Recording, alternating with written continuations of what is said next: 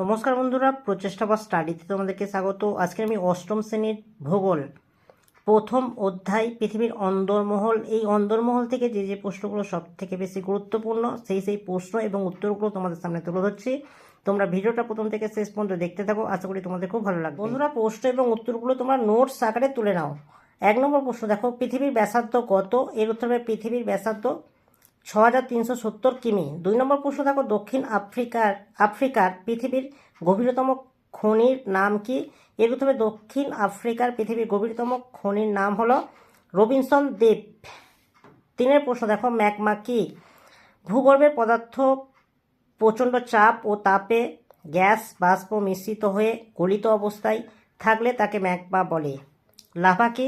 ভূগর্ভে গলিত উত্তপ্ত অর্ধতরল ম্যাগমা ফাটল দিয়ে ভূপৃষ্ঠের বাইরে বেরিয়ে এলে তাকে লাভা বলে। 5 প্রশ্ন দেখো, উষ্ণ প্রস্রবণ কাকে বলে? এর উত্তর হবে পৃথিবীর ভৌমজল ভূতাপের সংস্পর্শে এসে গরম হয়ে ফুটতে শুরু করে। পৃথিবী পৃষ্ঠের ফাটলের মধ্য দিয়ে সেই উষ্ণ জল বাইরে বেরিয়ে আসে, একে উষ্ণ প্রস্রবণ বলে। ভূতাপ কি? ভূতাপ হলো এক ধরনের শক্তি। পৃথিবীর কেন্দ্রের তাপ ধীরে ধীরে বাইরের দিকে অর্থাৎ পৃথিবী পৃষ্ঠের দিকে আসতে থাকে, এই তাপশক্তিকে ভূতাপ শক্তি বলে। 7 প্রশ্ন দেখো, দুটি জীবাশ্ম জ্বালানির নাম লেখো। এর তবে দুটি জীবাশ্ম জ্বালানির নাম হচ্ছে কয়লা ও খনিজ তেল। 8 প্রশ্ন দেখো, ভূপৃষ্ঠের গড় ঘনত্ব কত? এর উত্তর হবে ভূপৃষ্ঠের গড় ঘনত্ব মাত্র 2.6 থেকে 3.3 গ্রাম ঘনসেমি। 9 প্রশ্ন দেখো, কৃত্রিম উপগ্রহের বিচারে পৃথিবীর গড় ঘনত্ব কত?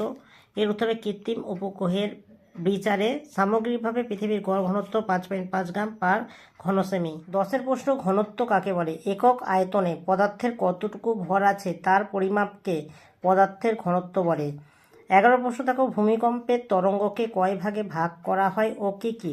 ভূমিকম্পের তরঙ্গকে 2 ভাগে ভাগ করা হয়, যথা প্রাইমারি বা প্রাথমিক তরঙ্গ, আর 2 হচ্ছে এস সেকেন্ডারি বা গৌণ তরঙ্গ।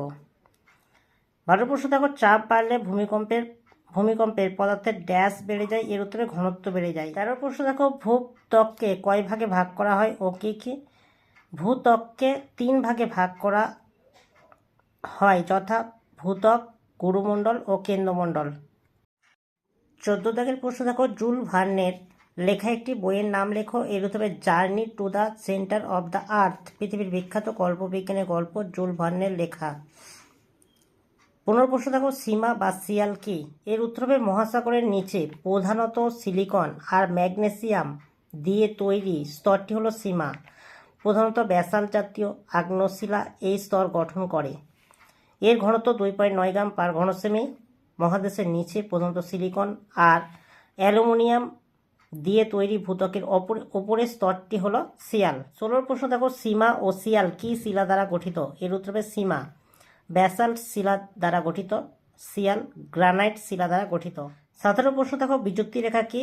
ভূপৃষ্ঠ থেকে কেন্দ্র পর্যন্ত যেখানে যেখানে ভূমিকম্পের তরঙ্গের গতিবেগ পরিবর্তিত হয় সেখানটাকে ভূতত্ত্ববিদরা বলেন বিযুক্তি রেখা। 18 হচ্ছে মাটি কি?